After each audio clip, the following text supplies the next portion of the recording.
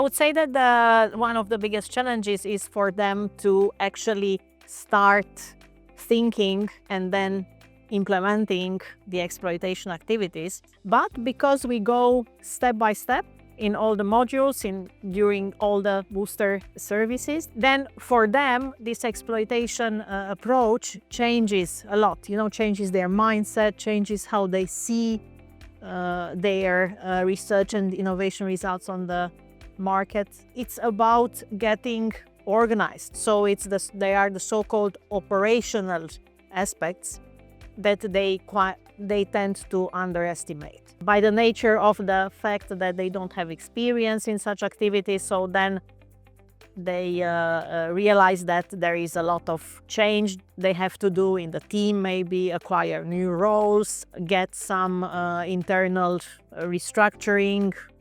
The go-to-market support is a very comprehensive package. For the projects that wish to go until exploitation strategy, we have the modules A, B, and C. For the projects that seek commercialization, we add the module D, which is the business planning. And also for the projects that need to benefit from advisory support, also to find next funding or to set up an entrepreneurial initiative. This is startup or spin-off creation.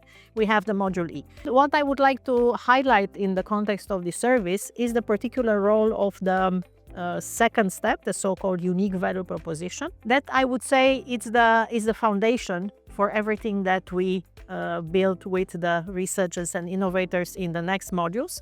So that is, I would say, the moment of truth for many of the researchers, that they understand, okay, this is what our results are actually offering. This is how they are different from existing alternative solutions. And this is what we will focus on with the exploitation/business plan, if the case. Researchers start with a certain format, a certain shape, mode of delivery of the result. But then after we go through the steps and we reach to the exploitation strategy, they realize that basically the research and innovation result has to be a little bit presented otherwise than they foreseen at the beginning. When you have a research results in your laboratory, in your relevant environment, okay, you look at it and you say, this is the solution, it is all clear. But then when you start considering, okay, who will use it, the market, what trends are there, what competitors are there, you realize that you have to expand the discussion around the result. And then when you make it known to your users, it looks a bit different, at least about how you communicate about it, than the initial research result that you have in the laboratory or in the testing phase. Sometimes researchers ask me, well, we don't have this result ready for the market. It's not yet TRL7. Can we work on exploitation even if it's TRL4 or TRL5? And of course the answer is yes, because basically from the early phases of the innovation, we already look to the ones who will use it. It's never too early to be quite clear about which are the results that they would like to focus on.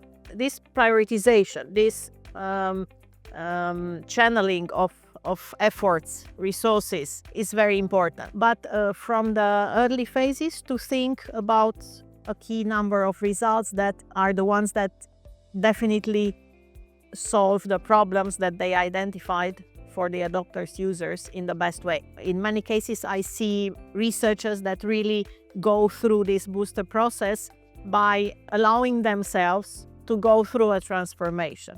Sometimes it also triggers changes like setting up an enterprise or moving to another professional role to be able to exploit the result. You can go in more in-depth and you can basically be part of the transformation that is going on alongside with preparing and then implementing the exploitation strategy.